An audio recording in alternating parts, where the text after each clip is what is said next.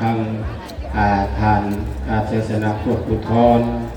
เสื่อมใจเทียนใจขอให้พวกทานสาธุชนทั้งหลายพนมมือสาธุปานักเป็นเนื้อเพื่อนึกถึงคุณพระพุทธเจ้าคุณพระธรรมเจ้าคุณพระสงฆ์เจ้าของพ่อเขาเราสาธุชนทั้งหลายให้ตั้งจิตตั้งใจ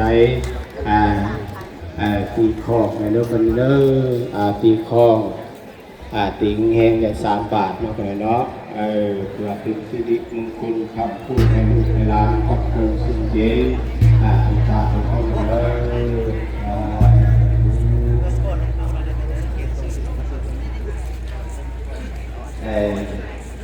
มันไม่ได้